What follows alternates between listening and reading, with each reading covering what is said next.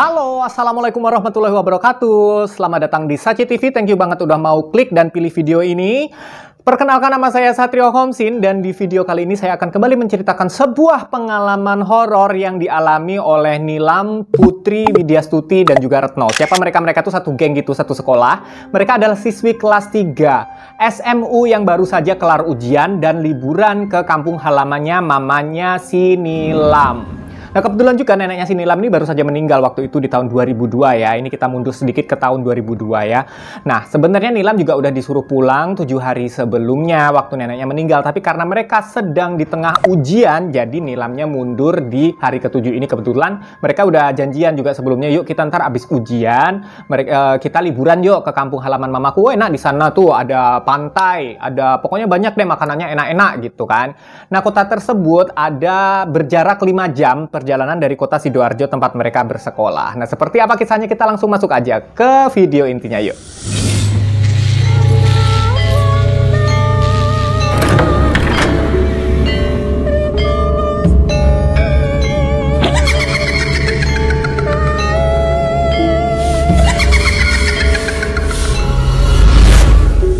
Nah, sebelum memulai ceritanya, aku ingin memperkenalkan dulu nih ya karakter-karakter di dalam cerita ini. Ada Nilam yang pertama. Nilam ini anaknya pendiam, pemalu, dan penakut.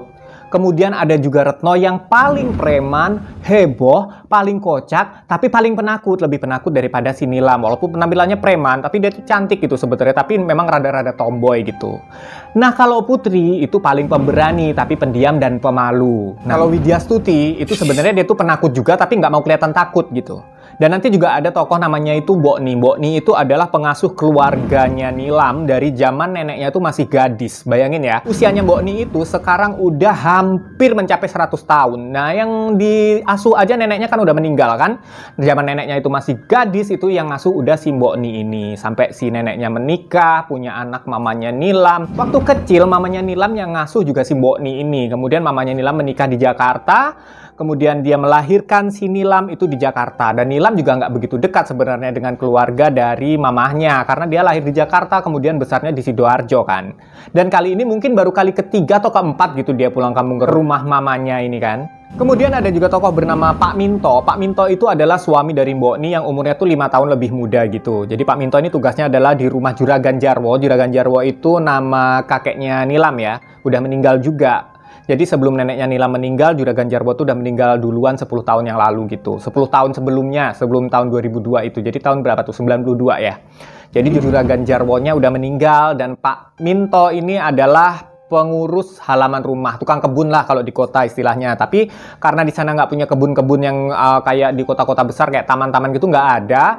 Jadi Pak Minto ini ngurusin gudang-gudang yang bekas, ntar aku ceritain ya. Oke, kita langsung masuk sekarang, baru kita masuk ke ceritanya. Jadi istri dari Juragan Jarwo alias neneknya Nilam ini sudah lumpuh selama 6 tahun sebelum akhirnya meninggal di tahun 2002. Ini cerita dikisahkan oleh si Retno, jadi ini semua dari sudut pandangnya si Retno ya. Dan mereka pun sebenarnya udah merencanakan untuk liburan di kampung halamannya mamahnya Nilam ini jauh-jauh hari. Karena memang di sana banyak sekali objek wisata, terutama pantainya indah sekali gitu katanya.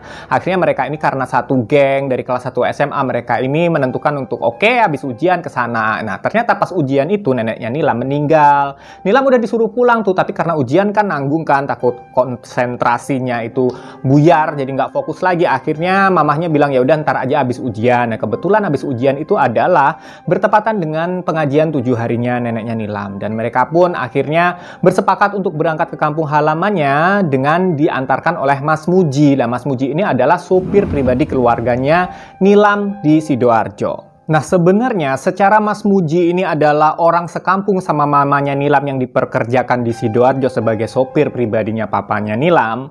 Harusnya Mas Muji ini sangat menguasai medan perjalanan atau rute antara Sidoarjo di kota kampung halamannya mamanya Nilam kan. Nah, biasanya antara Sidoarjo dan kota kampung halamannya mamanya Nilam ini itu cuman bisa hanya ditempuh dengan waktu 4-5 jam saja. Tapi hari itu ternyata turun hujan, cuaca kayak nggak mendukung sehingga jalanan tuh licin. Untuk mencapai kampung halamannya si mamanya Nilam ini, itu tuh ngelewatin jurang, lembah kayak gitu-gitulah di Jawa Timur itu. Nah, karena jalanannya licin, nggak bisa ngebut. Mereka pun sampai dalam waktu 6 jam, jadi lebih lambat. Nah, ceritanya sebenarnya keseraman-keseraman dan keganjilan itu dimulai saat perjalanan menuju kampung halamannya mamanya Nilam. Nah, awalnya mereka berempat ini karena udah janjian dan udah niat liburan dari jauh-jauh hari, mereka tuh udah semangat sekali kan. Mereka udah bawa tas backpackeran gitu, mereka udah bawa peralatan semua kosmetik, perawatan kulit, skincare-nya kayak gitu kan kalau cewek-cewek gitu kan. Nah, mereka pun berangkat di jam 12 siang. Tapi entah kenapa pas mobil itu 1 jam perjalanan, itu perasaan bertiga nih ya, terutama si Putri, Widyastuti, sama si Retno tuh kok mendadak nggak enak, tapi nggak mau saling bilang mereka. Yang dirasakan si Retno tuh kok perasaannya dia tuh nggak enak. Ini karena dari sudut pandangnya si Retno ya. Pertama adalah cuaca itu memang hujan. Tapi hujannya tuh hujan nggak enak gitu, kayak mencekam gitu loh. Jadi suasana jalanan tuh jadi sepi, sepinya tuh sunyi senyap. Terus kayak hawa-hawanya tuh udah nggak enak gitu. Kayak ada sesuatu yang tidak memperbolehkan mereka untuk melakukan perjalanan itu. Dan terlebih lagi, si Retno ini waktu melihat ke jalan di jendela mobil gitu, dia itu melihat ada sosok bapak-bapak tua yang berdiri di pinggir jalan gitu. Dan dia lihatnya tuh nggak sekali. Nih, jadi mobilnya tuh lewat tuh ya. Lewat, dia ngeliat bapak-bapak tua itu. Udah cuek kan pertama kalinya kan. Kemudian beberapa menit ke depan, dia ngeliat lagi. Kok kayaknya itu tadi bapak yang tadi berdiri di sana kok berdiri di sini, kan aneh gitu Retno mikirnya kan. Nah, 1 jam perjalanan, dia ngeliat lagi tuh bapak-bapak dengan posisi berdiri yang sama di sebelah kiri jalan, karena memang kebetulan Retno ini duduknya di bangku tengah mobil Avanza tuh di sisi paling kiri. Kemudian di pinggir-pinggirnya tuh ada si Putri sama si Widyastuti. Di belakang ada barang-barangnya, di depan Mas Muji sama Nilam. Nah, tapi si Retno nggak mau bilang ke Nilam, ke Putri, sama ke Widyastuti atau ke Mas Muji tuh nggak bilang, dia diam aja. Kayaknya itu tadi bapak-bapak aku salah lihat ya. Kayaknya salah lihat deh, mungkin karena jendela mobilnya buram kan, soalnya kan lagi hujan kan, ada berembun gitu. Dia mikirnya dia salah lihat kali gitu. Nah, tapi mereka berdua, si Widyastuti sama si Putri ini juga diam aja dari tadi. Dia lihat gelagatnya tuh juga kayak nggak enak gitu. Kenapa ya ini teman-teman gue? Biasanya kan seru tuh mereka ngobrol, ngegosip, ini ngomongin cowok lah di sekolah, siapa yang populer, siapa ini gebetan siapa. Tapi kali ini mereka tuh diem, kayak mereka tuh si Putri itu kayak nunduk baca novel, terus si Widyastuti juga mainan handphone. Nilam juga diem aja di depan. Memang kalau Nilam juga nggak mungkin ngobrolnya sama Mas Muji kan, soalnya kan duduknya di bangku depan. Nah, seperingatannya itu apa ya? Seingetnya si Retno itu penampilan bapak-bapak itu sebenarnya itu biasa aja, kayak bapak-bapak pada umumnya ya, kakek-kakek lah sekitar umur 70 tahunan gitu, udah tua sih emang.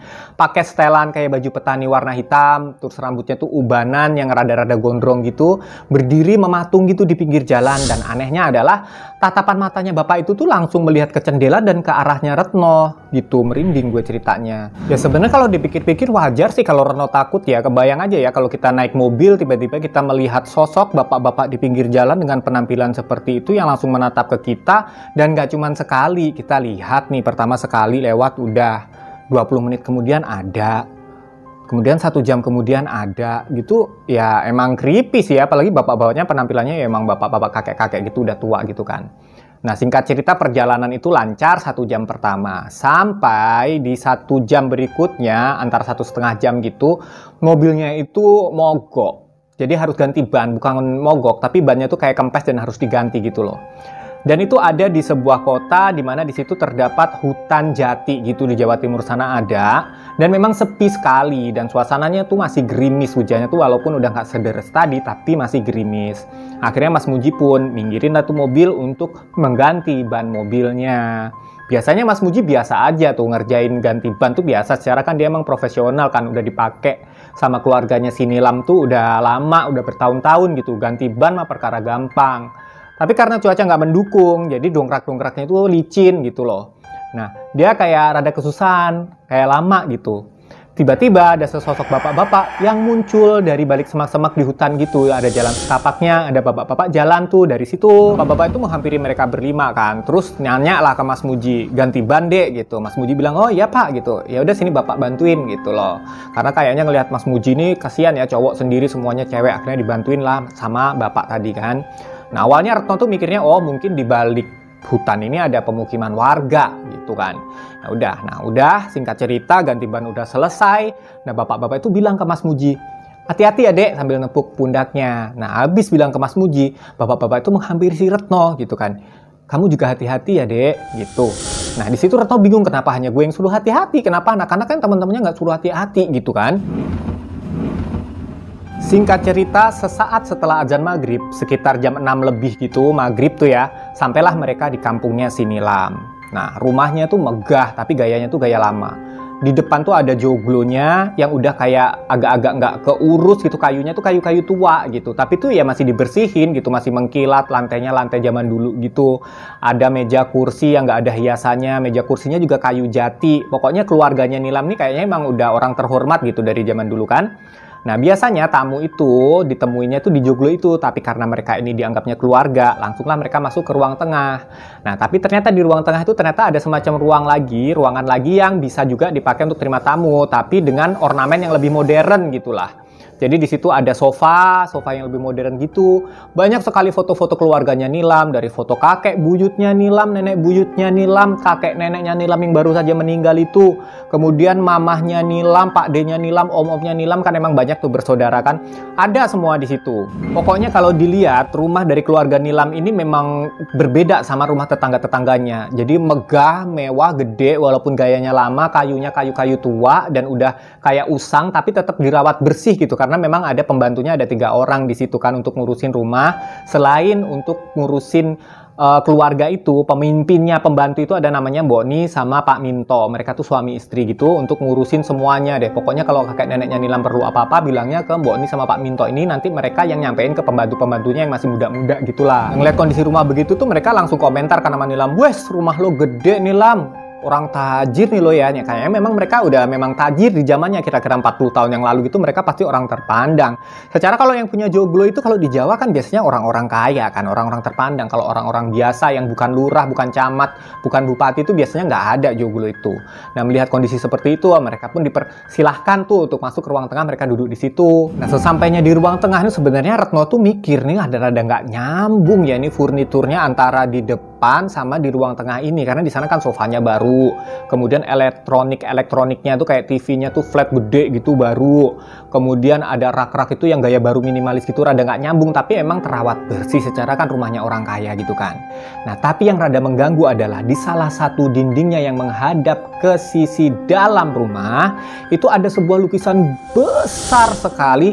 Lukisan itu adalah sesosok perempuan Jawa cantik berbaju serba hijau dengan rambut terurai dengan runcian melati kanan kiri, lagi naik kereta kencana. Nah kalian mungkin di sini udah bisa ngira ya itu lukisan apa. Aku nggak mau sebutkan di sini ya. Di situ Retno ngeliat nih antara Widya Stuti sama si Putri itu juga ngeliat ke lukisan itu dan kayak rada-rada spooky, rada-rada creepy gitu lukisannya. Nah Retno juga ngerasanya kok ini lukisan kalau gue kesini kayaknya ngikutin gue, ke situ ngikutin gue gitu loh. Kayak matanya tuh kayak ngikutin kita-kita gitu yang ngelihatnya. Tapi kan biasa kan kalau kita ngelihat lukisan yang ngelihat ke depan gitu kan suka kayak kita tuh ngerasa lukisan tuh kayak ngelihat ke arah kita kan. Nah tapi mereka cuekin aja lah. Nah mereka akhirnya disuruh lagi masuk ke ruang makan untuk dipersilakan makan malam gitu.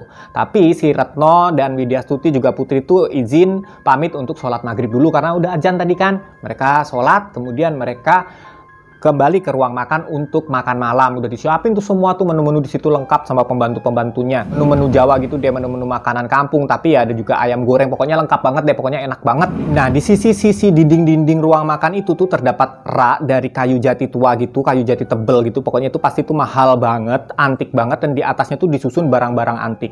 Ada guci-guci antik, vas-vas bunga antik, lukisan-lukisan kecil, topeng-topeng tua, kemudian ada juga keris beberapa, kemudian ada patung Loro Blonyo ya namanya, yang patung pengantin Jawa gitu yang bisa ditaruh di depan buat selamat datang tuh ditaruh di situ. Nah catnya tuh udah agak-agak rusak gitu, tapi tuh kelihatan kalau tiap hari tuh dibersihkan. Rumah-rumah itu tuh aroma kopi, dan memang di meja-mejanya tuh ada kayak banyak banget ada mangkok gitu yang isinya tuh kopi bubuk yang difungsikan untuk pengharum ruangan. Jadi mereka nggak pakai yang pengharum ruangan yang dijual-jual di minimarket tuh, nggak. Jadi mereka pakai tradisional kopi, dan memang enak banget rumahnya tuh. Lantainya mengkilat walaupun lantai tua ya, bukan lantai marmer, tapi lantainya tuh lantai zaman dulu yang coklat itu loh, tapi mengkilat kayak kelihatan banget itu rumah dirawat. Kemudian ada sebuah ruangan yang lumayan besar, kayak yang 10 meter kali 5, gede lah itu, kayak rumah di kota-kota di perumahan gitu. Itu tuh kayak kamar tapi nggak ada pintunya. Nah di situ itu ada meja marmer yang terawat juga mengkilat gitu, marmernya tuh gede luas gitu. Di atasnya itu ditaruh keris-keris tuh banyak banget, dan di keris-keris itu kelihatan banget tuh dikasih roncehan-roncehan melati.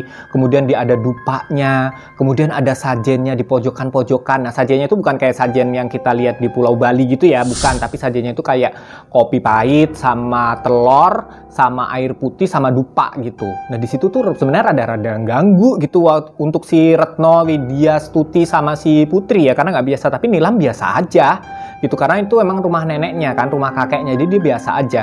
Pokoknya di situ banyak banget keris. Dan ternyata setelah dia duduk di ruang makan itu untuk makan, si Retno, Widya Stuti sama si Putri itu baru nyadar kalau sajen itu yang kopi pahit dan lain-lain itu nggak cuma ada di ruang keris, di setiap ruangan ada. Dari ruangan tamu depan tadi sebenarnya udah ada, tapi nggak ada dupanya. Kalau di ruangan keris kan ada dupanya tuh, jadi mereka nggak nyadar tadi. Di situ ada sajen di setiap sudut. Itu rada ganggu banget sih sebenarnya buat Widya Stuti, Putri sama Retno, karena nggak biasa kan mereka hidup di kota ngeliat yang gitu-gitu kan. Nah intinya secara logika seharusnya rumahnya neneknya si Nilam ini tuh nyaman loh, karena kan secara rumah mewah dan terawat kan. Logikanya nyaman mereka di situ, tapi entah kenapa anak-anak ini bertiga nih, terutama kecuali si Nilam ya, itu ngerasa kayak ada yang aneh dan ngerasa ada hawa-hawa yang bikin mereka tuh takut gitu loh. Tapi si awalnya si Retno tuh mikirnya, karena memang gue kan dasarnya emang penakut gitu kan, awalnya si Retno mikirnya. Terlebih lagi mereka nyampe di rumah itu kan udah selepas maghrib, jadi pas udah hari gelap di luar tuh, jadi keluarnya kan kebun tuh kelihatan gitu loh. Dan mungkin juga karena nggak biasa ngelihat barang-barang tua, dan juga kan terlebih lagi neneknya Nilam kan baru saja meninggal kan. Nah udahlah kan, singkat kata mereka makan malam. Akhirnya mereka siap-siap untuk tidur nih, karena kan besoknya ada pengajian. Abis pengajian tuh cuma sebentar, 2 jam 3 jam gitu, mereka langsung mau ke pantai gitu kan ya, anak-anak muda. Nah singkat cerita setelah makan mereka tuh sholat isya kan, dan mereka langsung tidur kan. Mereka langsung tidur supaya besoknya nggak kecapean gitu kan. Nah mereka tidur nih di satu ruangan yang besar gitu, di kamar gitu. Di situ ada ranjang gede, ranjangnya juga ranjang tua jati ukir-ukiran gitu. Nah di bawahnya itu ada kasur yang kayak spring bed doang, yang kecil, yang cuman di bawah gitu loh. Nah mereka tidur tuh, Nilam tidur sama Retno di kasur atas. Nah kemudian di bawahnya ada Putri sama Widya Stuti. Nah ternyata di malam itu masing-masing dari mereka mengalami kejadian-kejadian aneh. Kita mulai dulu dari si Retno. Nah si Retno ini pada waktu menjelang tidur seperti biasa dia melakukan ritualnya sebagai seorang gadis remaja. Jadi dia itu maksudnya tuh ngebersihin wajahnya dari bedak lah segala macam, pakai skincarean gitu. Tapi di sini anehnya pada waktu dia ngebersihin wajahnya kan di cermin gitu kan, di situ tuh ada cermin gitu. Dia tuh kayak ngerasa di dalam balik cermin itu ada sosok yang merhatiin dia, tapi dia juga nggak tahu, nggak ngelihat apa-apa sebenarnya. Tapi dia tuh ada perasaan kayak ada sesuatu yang merhatiin dia. Nah karena dia udah ngerasa nggak enak kan, dia deketin wajahnya ke cermin kan, dia deketin wajahnya ke cermin, nggak ada apa-apa, perasaan gue aja karena gue penakut kali, parno dari tadi gitu mikirnya si Retno kan. Nah tiba-tiba dia kan langsung cepet-cepet kan, langsung beresin tuh skincare-nya, dia langsung mau tidur gitu pikirnya dia kan. Tiba-tiba dari arah belakang tuh kupingnya tuh kayak ada yang gitu. Nah di situ Retno langsung tuh kemasin tuh skincare-nya, dia masukin lagi ke tas, dia langsung tidur. Nah, di sini yang tidur duluan si Nilam nih. Nah ngelihat si Retno yang buru-buru dari ruang makeup tadi, dari meja tadi, dari cermin tadi buru-buru. Kemudian si Putri nanya, lo kenapa gitu. Nah si Retno pun bilang cerita ini kayak yang tadi dia bilang tadi, yang aku ceritain tadi kan. Terus si Putri bilang, gue tadi waktu sholat isya dari mulai wudhu itu udah ngerasa kayak ada yang ngikutin, katanya gitu kata Putri ke si Retno. Sama si Widya juga ngedengerin kan, kayak ada yang ngikutin, gue nggak berani noleh ke belakang Ret gitu. Terus pas gue sholat, di belakang gue tuh kayak ada orang yang berdiri gitu, nggak ikut sholat, nggak pakai mukena, tapi berdiri aja gitu. Nah denger 2 orang temannya cerita, Widya Stuti tiba-tiba cerita juga. Ternyata tadi pas waktu makan malam tuh kebetulan kan emang ruang makan sama ruang keris itu berhadap-hadapan kan.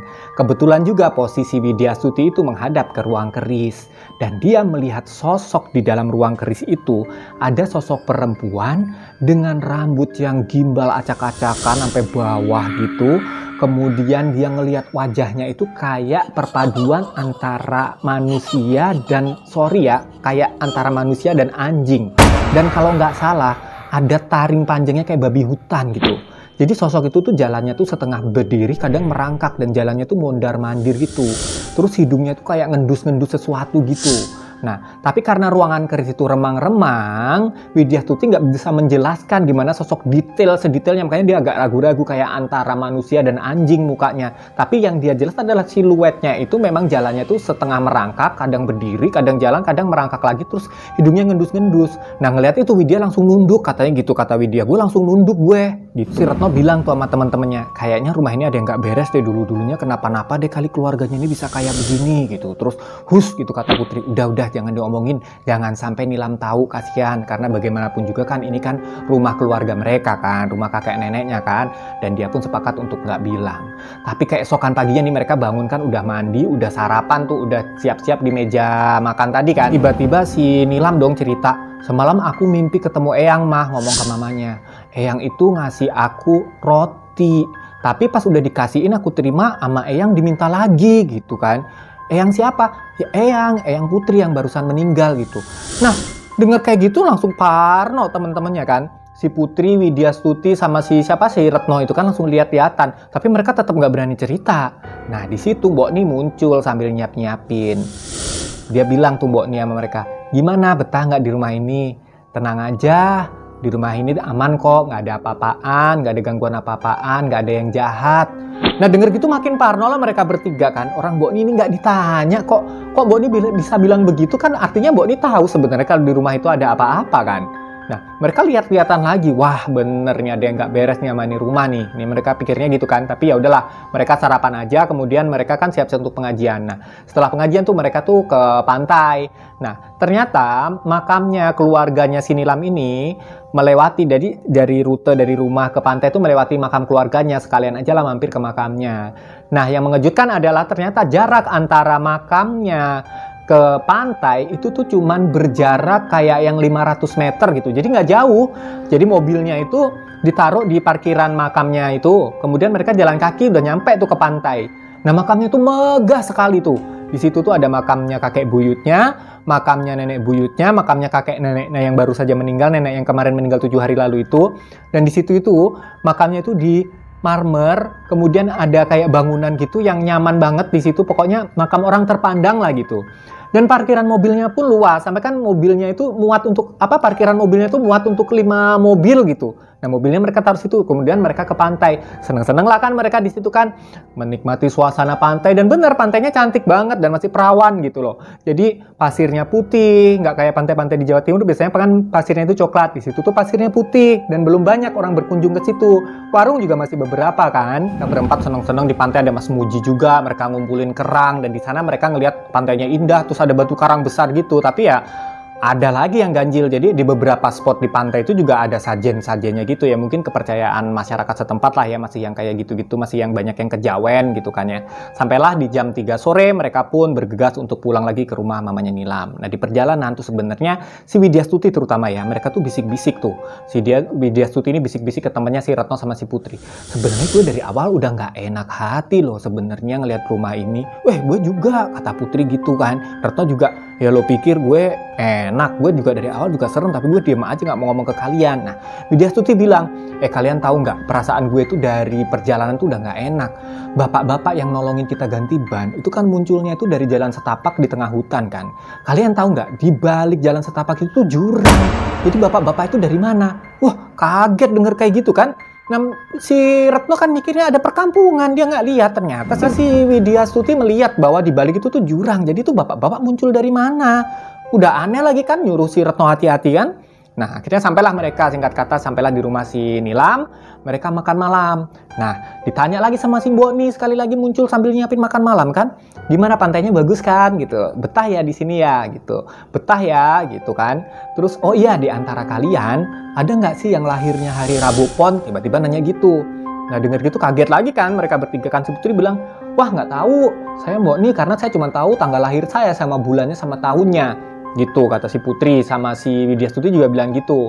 Nah, Retno juga bilang, saya juga nggak tahu hari lahirnya kapan, saya nggak pernah nanya sama si mama gitu. Di situ kan aneh gitu. Kenapa tiba-tiba Mbok Ni nanya hari lahir mereka masing-masing? Jadi hari lahir ini maksudnya itu kayak Rabu Pon, Senin Kliwon kayak gitu-gitu. Nah, anak zaman sekarang kan jarang yang tahu yang begitu-begitu kan. Paling tahunya juga kalian-kalian juga hari ulang tahun kalian, tanggal, bulan tahunnya kan. Nah, iseng nih si Putri nanya karena penasaran kan, kok kayak sekali nih kakek neneknya si Nilam ini. Nanya ke Nilam, emang dulu kakek nenek kamu kerjanya apa Nilam gitu. Ternyata kakek neneknya Nilam ini, kata Nilam, dulu kerjanya adalah saudagar yang jualan kain tenunan, pabrikan gitu, sama jualan tembakau. Dan memang di halaman belakang tuh ada bangunan besar lagi, bangunan tua gitu yang semacam gudang kosong yang digembok dari luar. Yang jaga itu Pak Minto, suaminya si Mbok Ni. Nah, gudang itulah dulu diperuntukkan untuk pabrik atau untuk nyimpen tembakau gitu ternyata. Nah, setelah makan karena kecapean mereka berempat langsung tidur ya, tidur aja gitu. Tidur karena kecapean mereka langsung tidur aja gitu.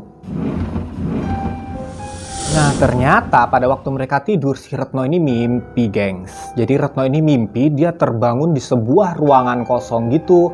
Kemudian dia bangkit dari tempat tidurnya, nggak ada teman-temannya, kosong lah pokoknya. Dia tetap di kamar itu, tapi kosong semuanya.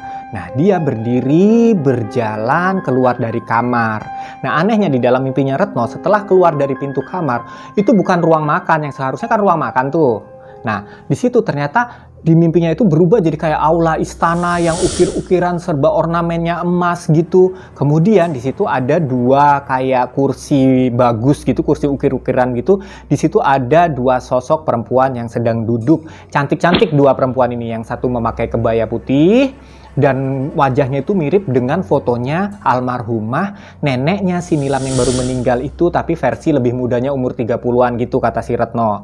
Nah, di sebelahnya ada sosok perempuan yang lebih cantik lagi dengan pakai kebaya hijau, mirip dengan lukisan yang di ruang tamu depan. Lukisan apa itu kan? Kalian bisa ngira sendiri ya. Nah, di bawah kaki si perempuan yang pakai baju hijau itu ada binatang yang dia nggak pernah lihat sebelumnya binatangnya itu. Jadi kayak menyerupai anjing tapi ukurannya tuh besar kata dia. Tapi nggak berbulu, tapi dia tuh bersisik. Bersisik kayak sisik ikan atau sisik ular yang berwarna merah keemasan gitu.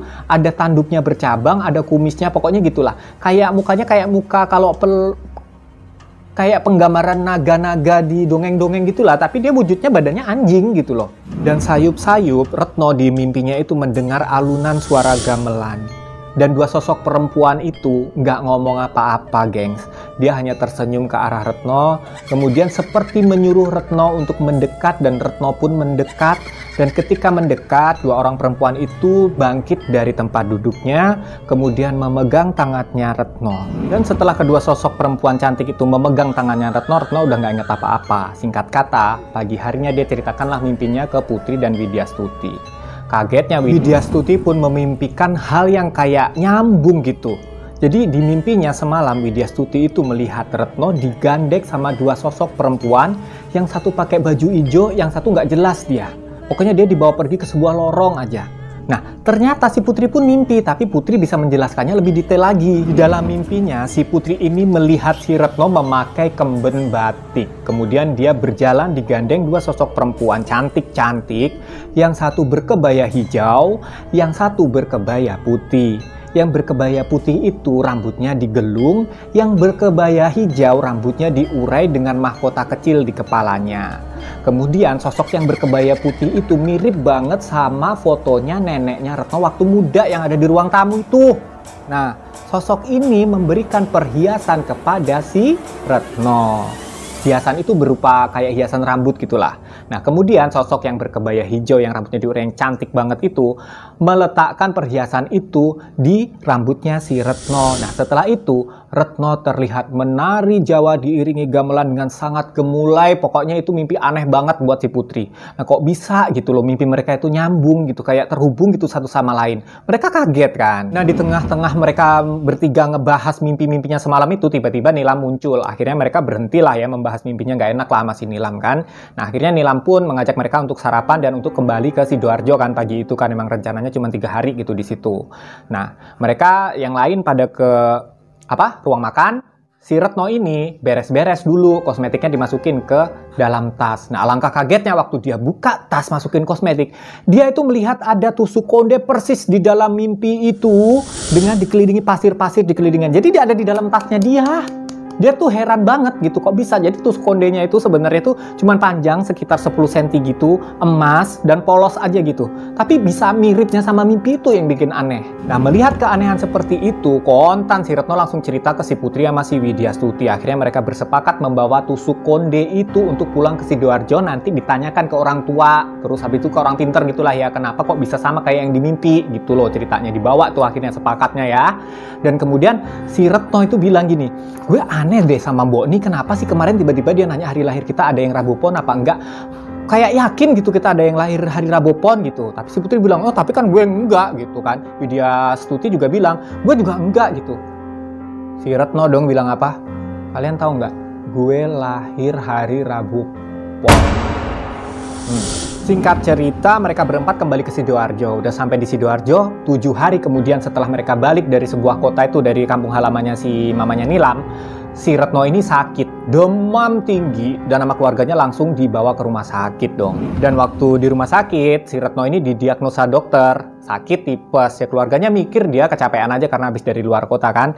Tapi alhamdulillahnya setelah 4 hari Retno pun sembuh dan bisa dibawa pulang ke rumah.